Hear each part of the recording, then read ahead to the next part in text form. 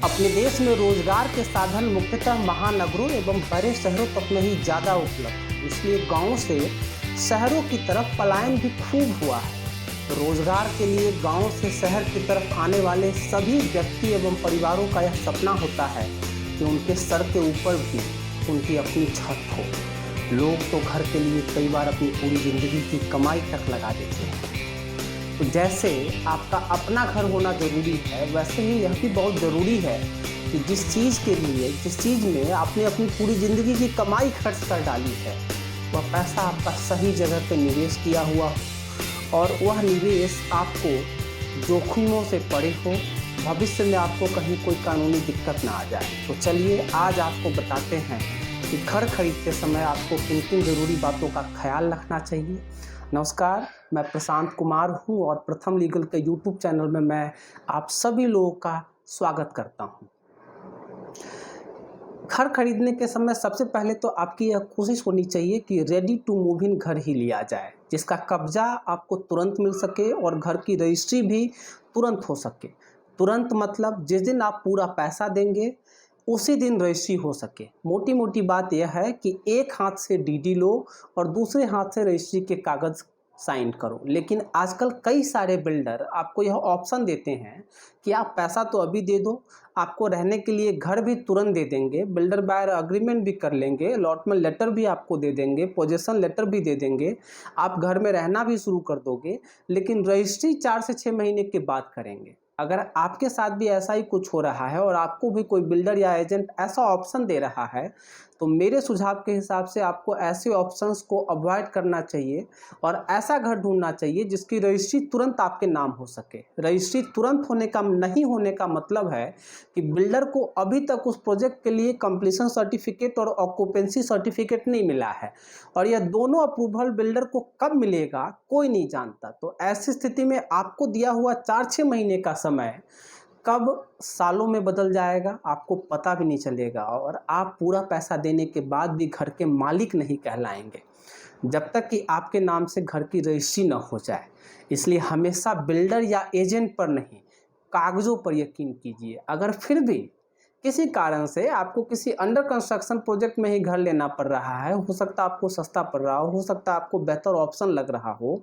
तो बिल्डर की क्रेडिबिलिटी को अच्छे से जांच कर संतुष्ट हो जाएं। एक बात और,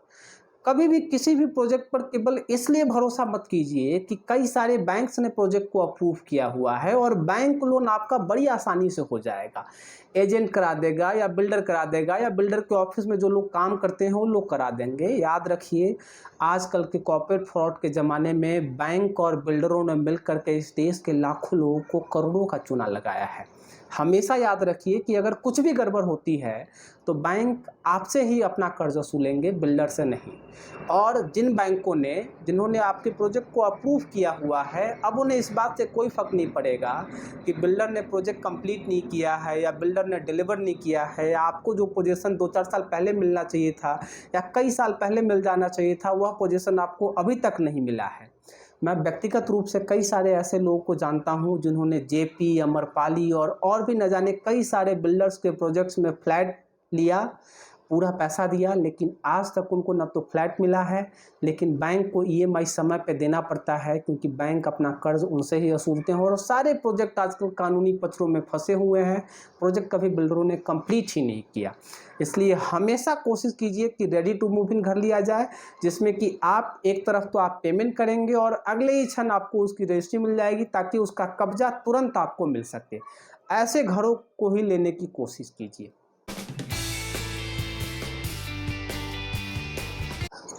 अब जैसे ही आपने घर फाइनल कर लिया है, उसके बाद आप एडवांस पैसा दे करके, जो कि एडवांस आपका कुछ भी हो सकता है, जनरली यह 10% होता है, लेकिन आप कम पैसा भी दे सकते हैं,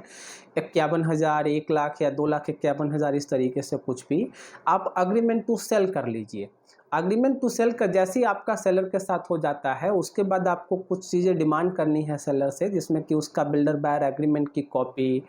अलॉटमेंट लेटर की कॉपी, पोजेशन लेटर की कॉपी, जो सेलर ने बिल्डर से जब ख़रीदा होगा या इससे पहले जिस किसी से भी ख़रीदा होगा उसके सेल डीड की कॉपीज़ वगैरह,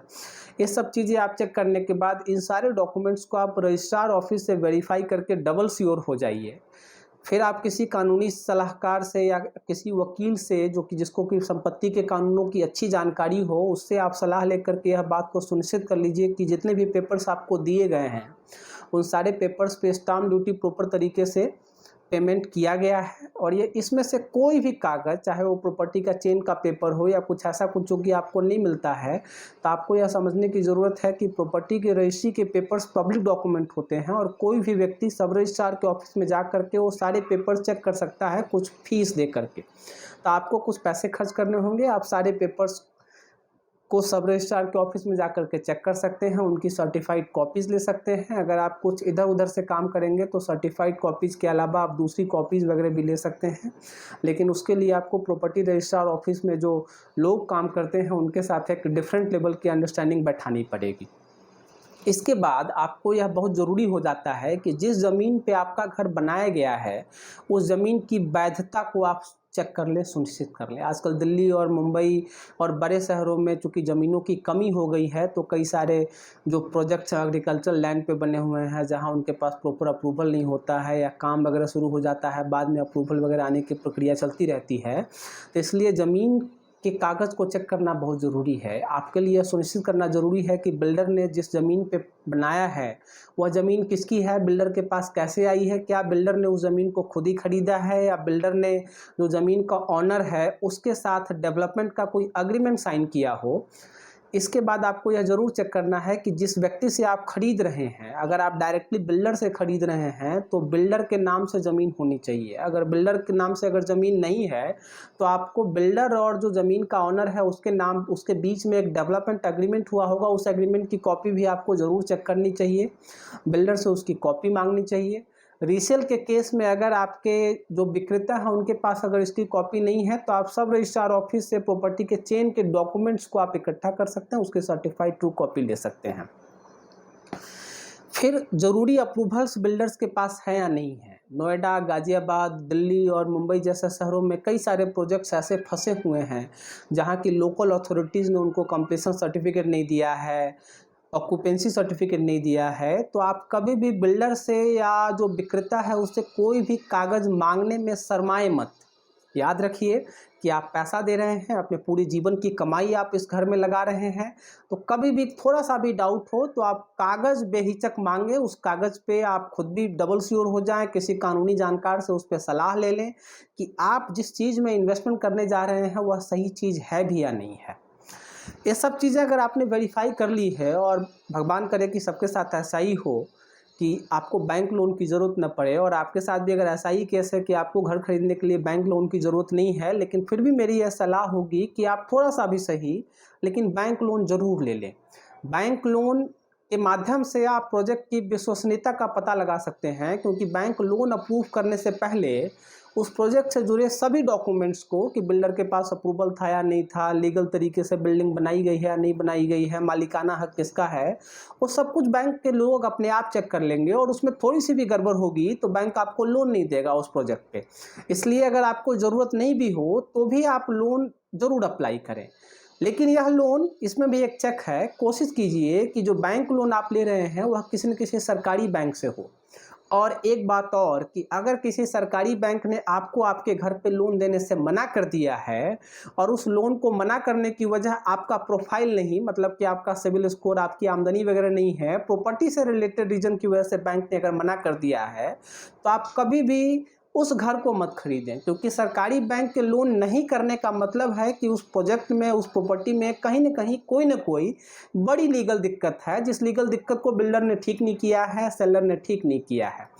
ऐसी स्थिति में कई बार नोएडा, गाजियाबाद, दिल्ली, मुंबई जैसे शहरों में देखा जाता है कि जो प्रॉपर्टी डीलर होते हैं, जो बिल्डर होता है, वह आपको और भी कई सारे ऑप्शंस देता है कि मैं आपको किसी एनबीएफसी से लोन करवा देता हूँ, किसी प्राइवेट बैंक से करवा देता हूँ। एनबीएफसी मतलब एलआईसी हाउसिंग फाइनेंस से, पीएनबी हाउसिंग फाइनेंस से, इंडिया बुल्स होम लोन वगैरह से, या किसी प्राइवेट बैंक से करवा देता हूँ। तो आप कभी भी एजेंट और बिल्डर की बात पे भरोसा नहीं करें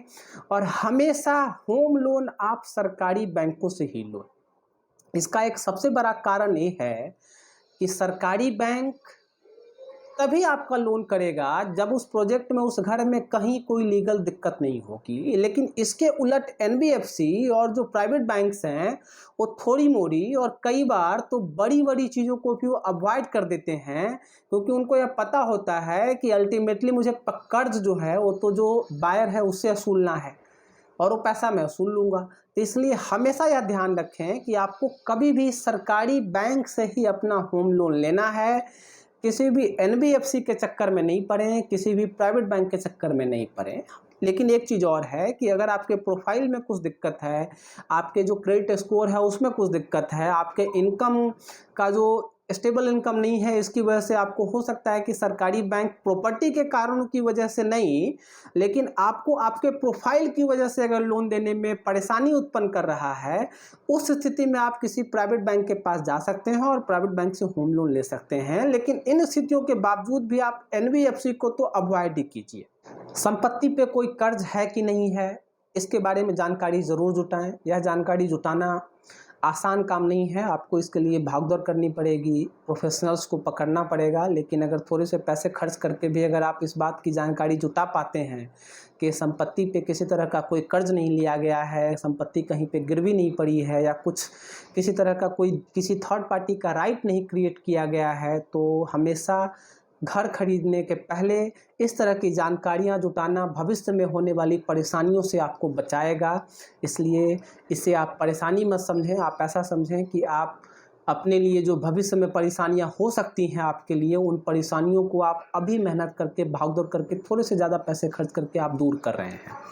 इन सब के बाद कुछ मोटी मोटी बातें हैं, अगर ये चीज़ें अगर कुछ ऐसा कुछ होती हैं तो आप समझ जाइए खतरे की घंटी है। जैसे विक्रेता अगर पूरा पैसा आपसे कैश में मांग रहा हो, सावधान होने की ज़रूरत है। संपत्ति के मूल दस्तावेज उसके पास मौजूद नहीं हो, ओरिजिनल पेपर्स उसके पास नहीं है, कुछ बहाना बना रहा हो, पेपर्स किसी और के पास हैं, भाई के पास है, परिवार में है, लॉकर में रखे हैं, चाबी नहीं मिले, कुछ भी। संपत्ति के जो पेपर्स हैं उस पर विक्रेता के दस्तखत में और अभी के दस्तखतों में फ़र्क महसूस हो रहा हो, सादे कागज़ पे संपत्ति के पेपर्स तैयार किए गए हो, स्टाम्प ड्यूटी स्टाम्प पेपर पे नहीं तैयार किया गया हो, स्टाम्प ड्यूटी नहीं पे की गई हो, घर के दो या दो से ज़्यादा मालिक हैं और सभी सेलर रजिस्ट्री के टाइम पे प्रेजेंट नहीं है, सभी सेलर से आपकी मुलाकात नहीं हुई है, संपत्ति गिरवी रखी गई हो या उस पर कोई मुकदमा चल रहा हो और वह आपको तब बेची जा रही हो बिना उस गिरवी को छुड़ाए हुए, घर पे संपत्ति कर, बिजली का बिल, पानी का बिल, सोसाइटी के मेंटेनेंस ऑफिस वगैरह का बिल रुका हुआ हो। आप हमेशा कोशिश कीजिए कि रजिस्ट्री कराने से पहले सारे ड्यूज सेलर क्लियर करते। संपत्ति पे विक्रेता का अलावा किसी और का कब्जा हो, चाहे वह कब्जा किराएदार का ही क्यों ना हो। आप हमेशा यह कोशिश कीजिए कि पूरा पैसा देने से पहले आपका घर पूरी तरीके से या तो विक्रेता के कब्जे में हो, नहीं तो आपके कब्जे में हो। किराएदार भी उस घर पे नहीं रहना चाहिए। अगर ऐसा कुछ पहले से किराएदार कोई रह रहे हैं तो आप विक्रेता से बात करके यह सुनिश्चित करें कि मैं पूरा पैसा तभी दूंगा जिस दिन मुझे घर खाली मिलेगा, या मैं रजिस्ट्री तभी कराऊंगा जिस दिन मुझे घर खाली मिलेगा। संपत्ति खरीदने का एक बड़ा सा सिंपल सा नियम है दोस्तों, कि संपत्ति खरीदने के समय उस संपत्ति पे किसी थर्ड पार्टी का कब्जा नहीं होना चाहिए। अगर किसी थर्ड पार्टी का कब्जा है तब आपको वैसी संपत्ति को अवॉइड करना चाहिए, और वो संपत्ति आप तभी खरीदें जब उस पर किसी और का कब्जा ना हो, खरीदते ही आपको उसका कब्जा मिल जाना हो। अंत में जब आपने इन सब चीज़ों को चेक करने के बाद आप पूरी तरीके से संतुष्ट हैं और आपको लगता है कि आपने एक अच्छा इन्वेस्टमेंट डिसीजन लिया है और यह जो घर आपने खरीदा है, जो आप खरीदने जा रहे हैं, भविष्य में आपको किसी कानूनी पचड़े में या किसी विवाद में नहीं फंसाएगा, तो अंत में जब आप रजिस्ट्री कराएंगे तो आपको विक्रेता से उसके सारे पुराने ओरिजिनल पेपर्स, जिसमें कि उसका पुरानी वाली sale deed, builder buyer agreement, builder के द्वारा दिया गया अलॉटमेंट लेटर, पोजेसन लेटर, आपके साथ जो उसका एग्रीमेंट टू सेल हुआ है, और प्लस आपके साथ जो उसने रजिस्ट्री की है आपके नाम पे, ये सारे ओरिजिनल पेपर्स आप कलेक्ट कर लीजिए, अपने पास रख लीजिए। अगर संपत्ति खरीदने के लिए अगर आपने बैंक से कर्ज लिया है तो ओरिजिनल पेपर्स बैंक अपने पास लेके जाएगा, और यह ओरिजिनल पेपर बैंक आपको तब देगा जब आप बैंक का सारा कर्जा पूर्ण तरीके से भुगतान कर देंगे। तब तक आप बैंक से उसकी फ़ोटोकॉपीज़ ले सकते हैं। अंत में अगर आपको यह वीडियो अच्छा लगा है तो कृपया इसको लाइक कर दीजिए, अपने दोस्तों के साथ, परिवार के साथ इसको शेयर करें, और मुझे कमेंट करके अपने सुझाव दें कि अगर मैं कुछ चीज़ें भूल गया हूं तो आप मुझे बताएं कि मैं चीज़ें भूल गया हूं, ताकि मैं नेक्स्ट वीडियो में उसके बारे में ज़रूर चर्चा करूंगा आपके साथ। और अगर आपने अब तक इस चैनल को सब्सक्राइब नहीं किया है तो कृपया सब्सक्राइब कर दीजिए, ताकि आपको इन्वेस्टमेंट, फाइनेंस, इस तरीके से और कॉर्पोरेट लॉ से रिलेटेड वीडियोज़ आपको रेगुलर बेसिस पे मिलती रहेंगी। नमस्कार, बहुत बहुत धन्यवाद।